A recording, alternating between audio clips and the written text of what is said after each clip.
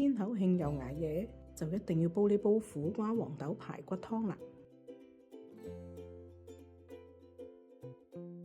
好，首先準備一個苦瓜切碎，跟住呢個係鱔骨、蜜棗3粒，同埋呢啲叫靚蠔豉金蠔。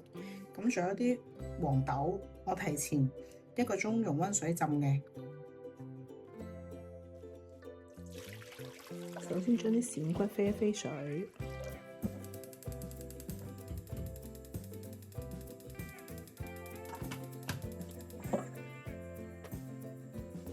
我今日買咗1斤鱔骨，我攞啲鹽先醃一醃佢，洗乾淨之後，跟住咧先飛一飛水。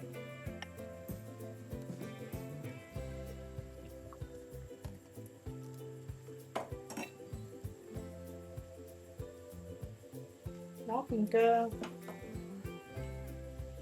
少少酒去腥，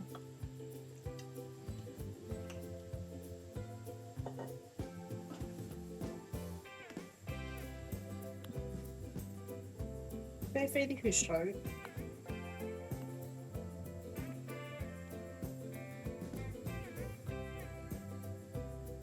好，去咗啲浮沫之後咧，滗起啲豬骨。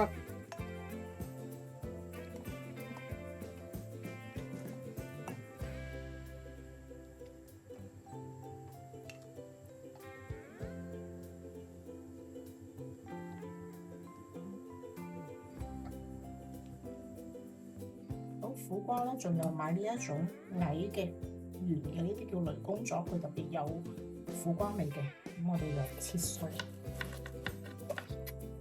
將中間嘅囊都唔要啦。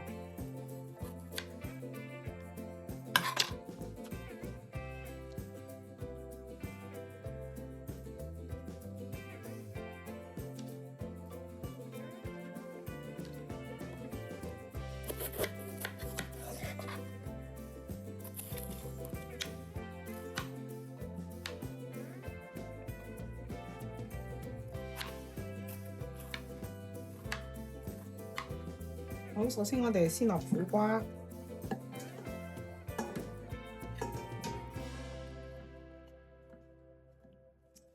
跟住將啲豬展同埋去3粒蜜棗同埋蠔豉，咁樣個湯會甜好多嘅。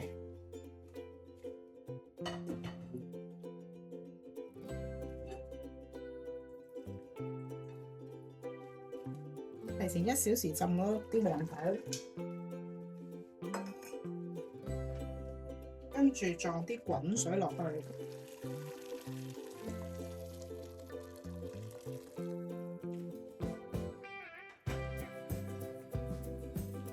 蓋蓋開火，煲滾之後再轉細火煲個半鐘。好啦，依家煲1個半鐘啦，我哋打開就已經聞到好香嗰啲蠔豉啊、苦瓜嘅味。呢一種苦瓜咧，佢係有啲甘甜，佢唔係淨係苦嘅。